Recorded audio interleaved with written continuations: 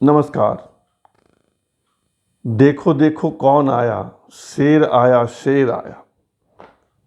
ओवैसी आजमगढ़ क्या गए, ये नारा लगा वहां। देखो देखो कौन आया, शेर आया शेर आया। और आजमगढ़ की सड़कों पर लाखों की भीड़, जैसे देश का प्रधानमंत्री आया हो, इतनी भीड़। मैं वीडियो देख रहा था और आश्चर्यचकित था कि उत्तर प्रदेश के आजमगढ़ जिले में ओवैसी की इतनी लोकप्रियता कब से हो गई। लेकिन ओवैसी तो लोकप्रिय हो ही गए हैं। और देखो देखो कौन आया, आया आया शेर आया, इस स्लोगन से सबसे ज्यादा कष्ट किसे हुआ होगा? बीजेपी को? नहीं। कांग्रेस को? नहीं। मायावती जी को? नहीं। कष्ट हुआ टीपू को, समाजवादी पार्टी के अध्यक्ष अखिलेश यादव को। एक दिन का ओवैसी का उत्तर प्रदेश का दौरा, 4 जिले ना पाए, अधिकतर समय आजमगढ़ में रहे। लेकिन जैसे उत्तर प्रदेश की राजनीति में उबाल आ गया और संवाददाताओं ने कुरेद कुरेद कर पूछा अखिलेश यादव से प्रतिक्रिया, कुछ नहीं बोले। बोले आज इस पर कोई बात नहीं, बाद में करेंगे। आजमगढ़ में ओवैसी थे और बगल के जिले जौनपुर में उस दिन अखिलेश यादव थे। पश्चिम बंगाल की राजनीति में बड़ा उलटफेर कर रहे हैं ओवैसी, उत्तर प्रदेश की राजनीति में भी बड़ा उलटफेर कर रहे हैं ओवैसी। मैं आपको सारे आंकड़े भी बताऊंगा और टीपू क्यों चिंतित हैं ये भी बताऊंगा, और यूपी में क्या होने वाला है ये भी बताऊंगा। जाइएगा नहीं। उत्तर प्रदेश में विधानसभा की 403 सीटें हैं। इसमें कम से कम 135-140 सीटें ऐसी हैं जहां मुस्लिम समाज का प्रभाव है। और अगर ओवैसी की एंट्री हो जाती है तो अखिलेश यादव का क्या होगा? उनका तो आधार वोट ही खिसक जाएगा, या उसमें सेंध भी लग गई तब भी चारों खाने चित्त हो जाएंगे। चित्त तो 2017 में ही हो गए थे, जब उनकी पार्टी को महज 49 सीटें आई। आज 49 विधायक हैं उनके पास, 403 में 49।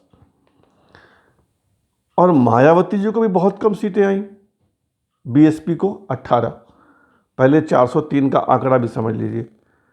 403 में बीजेपी के पास 312, अपना दल के पास 9, ये भी उन्हीं के हैं, सहयोगी दल है।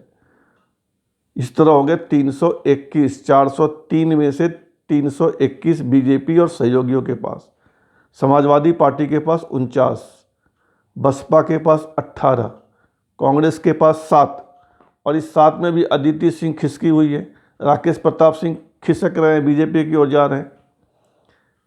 एसबीजेपी, सुहेलदेव भारतीय समाज पार्टी, एसबी भारतीय एसबीएसपी, सुहेलदेव भारतीय समाज पार्टी यानी ओम प्रकाश राजभर की पार्टी, उनके पास 4 और निर्दलीय के पास 3।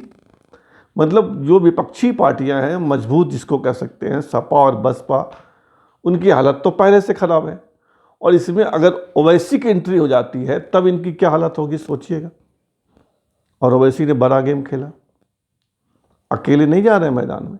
अकेले तो 2017 में गए थे, 38 सीटों पर लड़े थे और एक भी नहीं जीत पाए थे। लेकिन ये 2017 की बात है, अभी 2021 है और चुनाव 2022 में।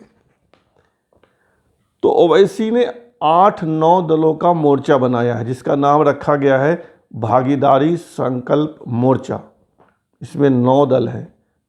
ओवैसी की पार्टी तो है ही, AIMIM, सुहेलदेव भारतीय समाज पार्टी, ओम प्रकाश राजभर की, चंद्रशेखर की पार्टी, बाबू सिंह कुशवाहा ने एक पार्टी बना रखा है, जो मायावती सरकार में मंत्री हुआ करते थे, बड़े घोटाले के आरोप लगे थे, अगर आप लोग को याद होगा तो होगा। तो इस तरह 9 पार्टियों का मोर्चा। ओवैसी का एक वोट बैंक है। आजमगढ़ की सड़कों पर जिस तरह भीड़ उमड़ी, उससे साफ हो गया कि उनका आधार वोट है, बन गया है, एक फॉलोअर्स का जत्था बन चुका है। और इसमें अगर छोटी पार्टियां जो हैं, छोटी छोटी कुछ ऐड कर देती हैं वोटों का, तो एक बड़ी ताकत ओवैसी। और अगर बड़ी ताकत ओवैसी तो टीपू यानी अखिलेश यादव की हालत खराब। और क्यों नहीं टीपू को निराश होना चाहिए या उदास होना चाहिए। भाई पहली मीटिंग कहाँ कर रहे हैं ओवैसी? उसी आजमगढ़ में जो सपा का गढ़ माना जाता है, जहाँ से अखिलेश यादव सांसद हैं। तो चिंतित तो होना ही पड़ेगा। चिंतित इसलिए भी होना पड़ेगा कि सपा के 49 विधायकों में से 17 मुस्लिम हैं। 32%, 30-32% से ज़्यादा। दिक्कत तो होगी। दिक्कत इसलिए भी होगी कि उत्तर प्रदेश के कम से कम 6 जिले में मुस्लिम समाज की आबादी 40% से ज़्यादा है। 40%। उन जिलों के नाम भी बता देता हूँ आपको। आजमगढ़ तो है ही, सहारनपुर है, रामपुर है, शामली है, मुरादाबाद है। इन जिलों में मुस्लिम आबादी 40% से ज़्यादा है। और देश के सबसे ज़्यादा मुसलमान संख्या के हिसाब से, प्रतिशत नहीं, प्रतिशत के हिसाब से देखेंगे तो लक्षद्वीप सबसे ज़्यादा, उसके बाद जम्मू कश्मीर, उसके बाद असम, उसके बाद पश्चिम बंगाल। लेकिन संख्या के हिसाब से देखेंगे तो इस देश के सबसे ज़्यादा मुस्लिम बसते हैं उत्तर प्रदेश। उनकी आबादी वहाँ 18 से 20% है। ये सपा के आधार वोट माने जाते हैं। और इसमें लग गई है ओवैसी की सेंध। ऐसी हालत में सपा की हालत हो जाएगी खराब। इसलिए कहा जा रहा है कि टीपू को यानी अखिलेश यादव को आजकल नींद नहीं आ रही है। लेकिन अभी 2022 में चुनाव है, अभी 2021 है, 1 साल है। अभी 1 साल में गंगा में बहुत पानी बहेगा, बहुत सारे उलटफेर होंगे। उस समय क्या होगा अभी से भविष्यवाणी नहीं की जा सकती है। लेकिन आज की तारीख में अखिलेश यादव को उदास निराश होने के ढेर सारे कारण हैं और बीजेपी को प्रसन्न होने के भी कारण हैं। मानो की बात में इतना ही। फिर मिलेंगे, तब तक जय हिंद।